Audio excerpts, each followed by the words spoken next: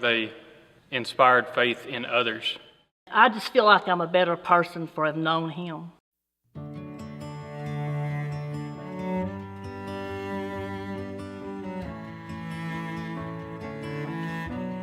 If I had to describe the faith of my grandparents, Bill and Wanda Long, in one word, it would be steadfast. They show their love for God in how they love other people. My nanny has always been my role model.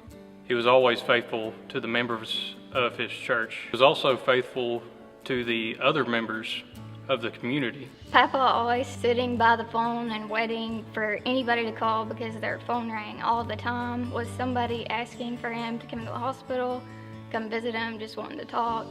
He never complained. I sat many hours in the hospital during my father's illness, and very late at night or whenever I'd feel this little hand on my shoulder saying, "Sis, get up and go get you something to eat. I'll sit a while."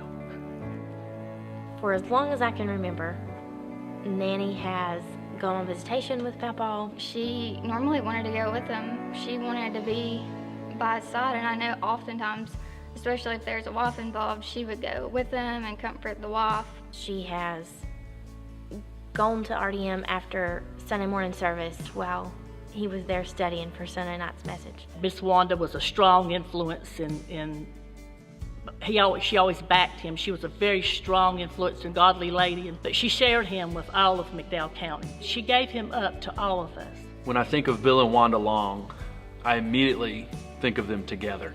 It's so hard to think of Preacher Bill separate from Wanda and Wanda separate from Preacher Bill. They're just a unit. I think every marriage would desire that type of a faithful marriage. I know that Wanda has faithfully visited almost every Saturday for years with Preacher Bill, visiting people in this community and sitting with the elderly and encouraging the brokenhearted. And what a testimony of faithfulness Wanda Long has been.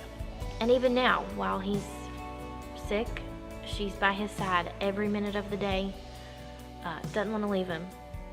She's taught me to support my husband. She's patient and gracious and kind to everybody. Even with my papa's disease, she's been so patient, and I think that only comes from faith in God, that even though it's not ideal, it's okay, it's his plan, and everything's gonna be fine. Preacher Bill loved his family beyond anything, and he was so proud of his boys. He would always talk to me about his boys. He loved them. If it hadn't been for Nanny and Papa, I wouldn't have the Christian heritage that I do.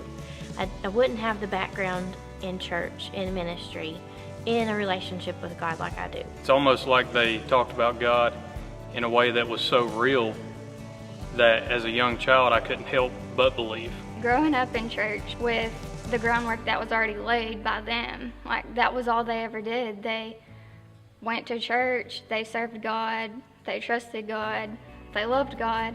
And so it's easier for me really to just grow up in faith because that's all I knew. I kind of liken their faith to that of the descendants of Abraham. Their descendants were blessed because of Abraham's faith.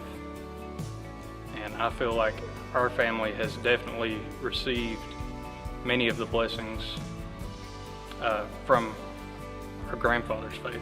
I grew up in her Sunday school class.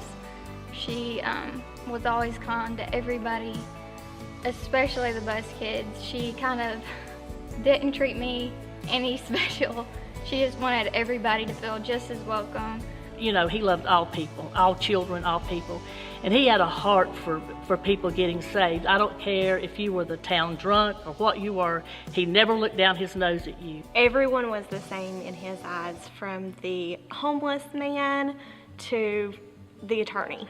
Preacher Bill, he would go and he would witness to the town drunk, and Floyd started coming to church and got saved, and Preacher Bill brought him to church, him and Miss Wanda, for years until Floyd passed away. Another great thing that Preacher Bill was good at is those one-liner encouragements. Billisms, that I call it, is I can remember him always telling me that what you do speaks so loud I can't hear what you say. I can remember my grandfather saying, there are no big people and little people. And he would always say, you put God first, sis, and he said everything else in your life's going to fall in place.